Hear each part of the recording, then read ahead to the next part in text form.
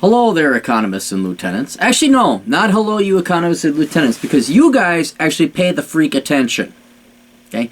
This video is for all you people who ask us, well, how'd you know? How'd you know there was going to be a dot-com bubble? How'd you know there was going to be a housing crash? Well, and so that's the people that I'm addressing this to right now.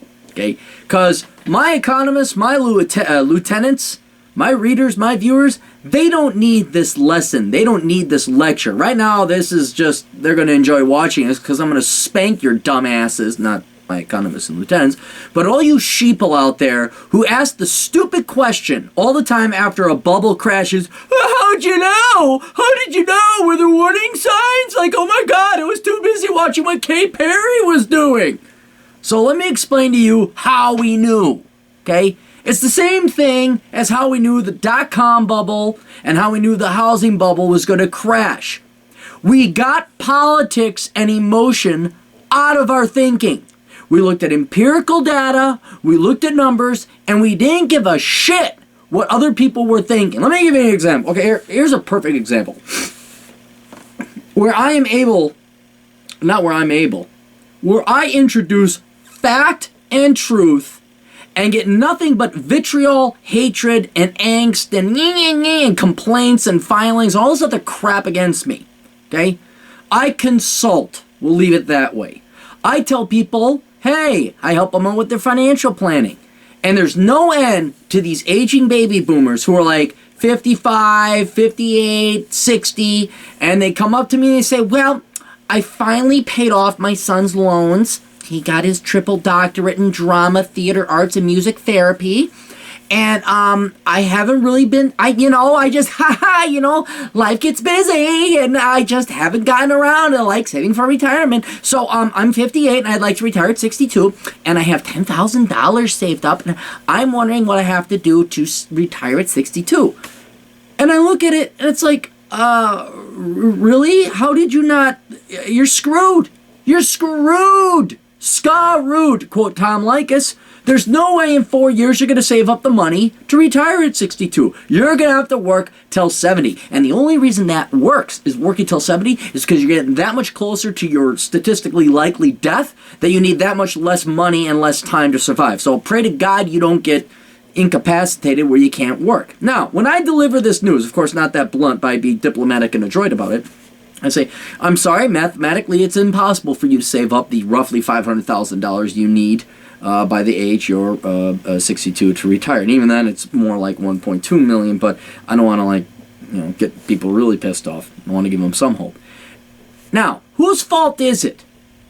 Is it my fault that I did some simple, basic, realistic mathematical calculations to find out that Tilly, whose husband died, and now she's put in charge of the finances, and now, I just didn't like math for those past 6 decades of my life and outsourced it on the people, and now she thinks that she can actually save up the money to retire in 4 years and retire early at 62?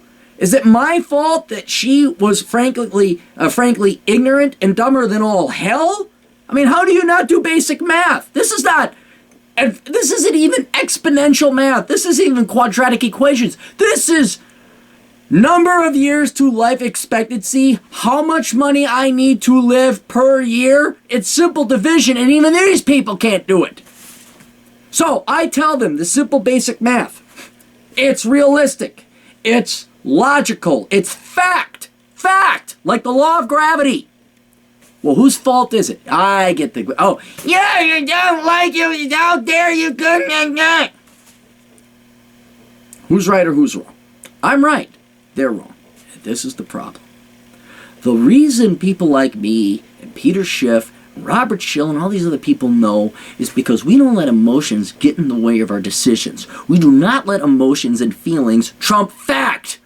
We don't let feelings trump math. We look, we calculate, we run statistics, we make sure they're real and legitimate statistic, we prove our methodologies, we make sure the numbers that we're generating are real, and then we say, wow, look at this, these are the facts. And then we base our decision off of it. We don't go on what we'd like. We don't base it on, well, I just feel that I should retire. I have the right to health healthcare retirement at 62. We don't give a shit what people want. We give a shit what people... We don't give a shit what people want. We give a shit what the real world is. And the real world is that if you're 58 and you haven't freaking saved, or you saved $10,000 for retirement, you're screwed. You're going to work till you're 70. Your age, your retirement's going to freaking suck. And that's if Social Security is still around. So, how did we know? We knew because we didn't sit there and just believe what politicians and leftists and whatever bullshit media types are telling us. We looked at data, we looked at facts, and this is why, we call us the party poopers or whatever, but the party poopers are the ones that would have prevented the recession in 1999-2000. The party poopers are the ones who would have prevented the housing crash and the subsequent financial crisis and just crappy, unacceptable, lame-ass recovery we've ever had. Ever in the history, ever, of the United States, ever. Look at the data.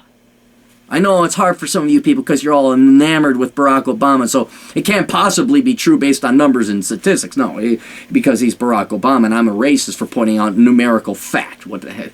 So that's how we knew. We were able to separate emotion from fact, and we went with fact. And that's why we're always right. That's why we're arrogant and cocky. And you know what? We're not arrogant and cocky. We're just right, and that's what pisses you off. We may seem arrogant and cocky. We're not even that good. We're not even that smart. We're not brilliant. We just did a simple thing that every basic average human with average human intelligence can do, and that's say, do I want to believe what I'm told and lied to about, or do I want to believe in fact? And if you do that, what's sad is, especially in America where everyone's pretty spoiled, rotten, bratish, you can be in the top 5% of intelligent people simply because you're proven right all the time. And it's not like... It's magic. It's not a secret. It's just the rest of you lack the fucking spine to accept fact and truth. Because you want to be lied to and live this cushy little lifestyle to think that, well, I can work. Like, look at government workers. I'm going to go and major in philosophy. Well, that didn't work. Now I'm going to get my master's in philosophy. Well, that didn't work. I'm going to get my doctorate in English. Well, now I can teach part-time as a TA. Because of all the older people in the university system, there's a seniority system, and after 10 years, maybe I'll get full pay, and then I can retire at 55 after really only 15 years of real full-time work, if you call that work. And now at 55 to what? 85, 30 years. So let me get this right. You've only really been working, if you call being a university professor work, which it isn't. It's parasitical. Fake working for 15 years. Out of your 85-year life. So in 15 years, you worked up the economic production to pay for 70 years of life you weren't really working and producing? Because you got a government pension or something like that? The math doesn't add up. But again, you were brainwashed to believe that you I'm an independent person. I'm a professor. I have a PhD. So, in any case, what triggered this, what my point what I want to address, is how did you know? And today, Cyprus, it's the banking system, and these people are having 10% of their savings cut. And now I know right now the parliament said, they're going to maybe decide, but the banks are closed down also, no one can actually get their money. So when you people ask, how did you know? Here's the answer. It's not that we're smart, it's not that we're brilliant, and we're not unique. The only reason we're unique is because we didn't accept the lies. We had brains. We had independent thought. And maybe that is what makes us unique. And maybe that is what puts us in the top 5% of the intelligent population. Because we didn't swallow whole the bullshit that all these politicians were telling us about what they wanted to promise us and what they were going to give us. And we go vote for them and they enact all these policies that tax the crap out of... Well, they actually don't even tax. There's the point. They borrow. They don't pay for this shit. And you dumb motherfucking idiots can't figure that simple shit out. You can't do the simple math.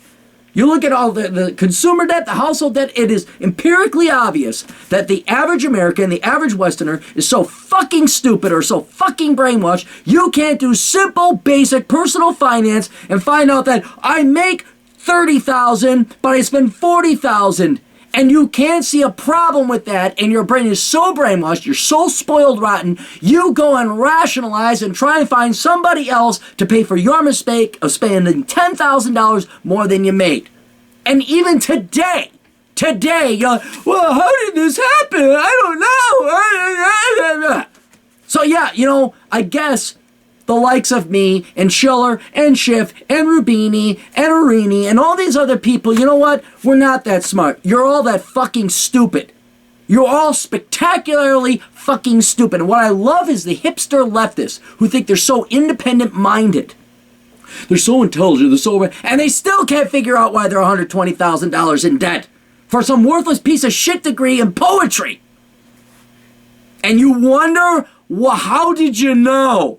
How did you know? Now, Cyprus, and what's going on there, it's just another bit of empirical evidence. I know you leftists don't know what empirical evidence is because, you just rationalize it away and my perception of reality is reality. Okay, whatever. When food ain't on the fucking shelves like they were in Venezuela, then reality's going to hit you upside the head really quick. But the Cyprus thing is really just another little bit of empirical evidence of what's going to happen. Now, you can listen. And you have multiple options here. You can accept that a country, I'm going to really dumb this down for you dumb, idiotic motherfuckers who are ruining the greatest civilization ever, and that's Western civilization, because you're spoiled brats, and you've been spoiled by this civilization. I'm going to dumb it down. You can, one, start educating yourself about economics, and learn, at minimum, basic personal finance. You don't spend more than you take in. Okay. Number two, you could learn about government finances, which not only you should, but you're commanded to, because most Western civilization is a democracy, and you as the person is in charge of that democracy because it's government by the people. So you should be just as in tune with the government finances as your own personal finances. And I know that would take math. Oh my God, math is so hard. I just want to be a little suburbanite princess or an Italian playboy and lie here and live off my parents and live in the basement. And I don't want to do math. I mean, in budgets, budget is like addition and subtraction. That's like huge shit, man. That's like way intelligent crap. Again, proving that people like me and Schiller and Schiff aren't brilliant people. We're just not as dumb as you. So get off your lazy ass to do some basic budget. And the internet's there. You don't even have to do it. You just gotta look it up. I mean, gosh, this isn't like 1992 where you had to go to the library. You just look it up on the internet. None of you youth have an excuse for being as ignorant as you are. Because it's there. It's right there.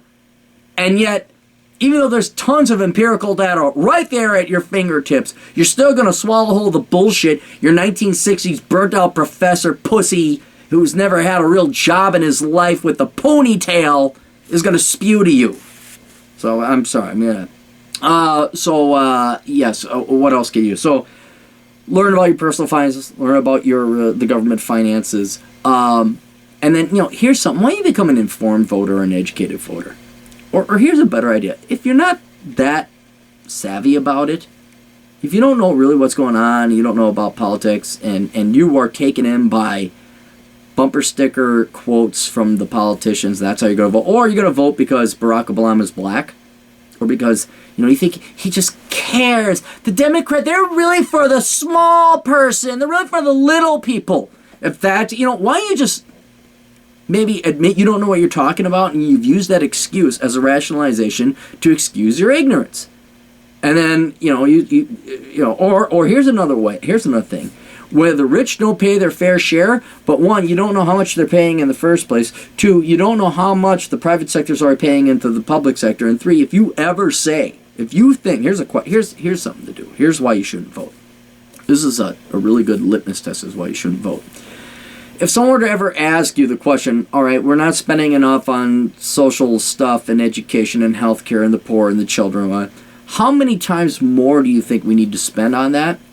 If you think the answer is 3 times, hell, if you think the answer is 2 times or more, then you shouldn't vote because there isn't 2 times as much money. We already roughly spend a third of our money taking care of other people. So there's another reason you shouldn't vote, because you simply have not done the research and answered your democratic duty and calling of stewardship to study the budget of governments. So, but I guess let's get back to my original point. How did we know? Because we looked up data and statistics and fact. If you can't do that, if you can't break away from, well, we just think of the children, and that's your biggest argument, please don't vote. And when your money is confiscated from your bank account, I think when you're looking for an answer, I hate to say it, the answer is going to take you about 2 to 3 years of economic research. Not even necessarily research, but reading and research. I don't mean like looking up numbers or data. But it takes the average person about 2 years to get fully, I don't want to say qualified, but educated and savvy about government finances and things like that. So when all of a sudden the United States, the Federal Reserve starts doing a 10% tax on savings, and they'll pass it. A lot of people ask, well, what about the Fifth Amendment? You can't take people's money away. Yeah, well, they're not confiscating your money. They're taxing it. They'll pass it as a tax. That's how they subvert the Fifth Amendment. And you're saying, whoa, you're sitting there with your, your goatee beard and your hipster hair, and you've never lifted a weight in your life. You're drinking your organic coffee that costs way more lives and electricity to make than a regular one brewed over at the corporate executive joint. When you're saying, like, well, why did I lose 10%? Okay, it's because you were ignorant. Let's be very clear about it. You were ignorant. Was it George Bush? How many of you still blaming George Bush for this shit? This is a mess. I mean, there, right there. How pathetic and sad is that? That's like proof in the pudding right there. If you're going to blame George Bush, just admit right now, you're too lazy to go study economics. And it's just easier to blame George Bush. And since your ego is so fragile, and you're such an intellectual, not a coward, what's the word I'm looking for? You're such an intellectual hypocrite. And a lowlife on top of, you're going to blame some innocent man for your lack, or not your lack, your laziness to go and research why all of a sudden your bank was tagged, your savings account is 10% less than it used to be. So I'm going to leave that to you. I'm going to let you go ahead and figure out, well, why is all of a sudden, because it's coming. It is coming, all right? And you want to say, well, how did I know? Because I explained it to you right now. I look at empirical data. In fact, the government debt is way too big in the United States. We have way too many promises out to too few people that don't want to work, frankly. And that money's got to come from somewhere. It has to. It's almost like a science. Even though economics is a social science, this is almost like a real physical science. So you go do your research. I mean, if you really care, if you're really as intellectually honest and independent-minded as you claim to be, then why don't you go do it? Why don't you go look up economics? Why don't you look up a federal budget? Most of you leftist liberal pieces of crap have never looked at a federal budget. Why don't you look it up? It's there on the internet. You could do your little Apple thing, typity-type, and find it. But, yeah, so I don't want to hear any complaints. I don't want to say, how did you know? We don't want to hear it anymore. Most of us who are trying to yell from the mountaintops about to prevent this collapse from happening, I think we've given up. Now we've broken our lawn chairs. We lit up cigars. I got my martini. I'm going to watch the United States run off that fucking cliff. I'm going to watch us run right the fuck off the cliff, and we're going to laugh our asses off at all you liberal, leftist, liberal arts majoring pieces of crap parasites who've never had an intention of producing anything in life. So you go ahead, and when you're falling off the waterfall and off the cliff, why? We're going to laugh. Or you could prevent it. But I really don't charter you with that much intellectual honesty or capability. Toodles.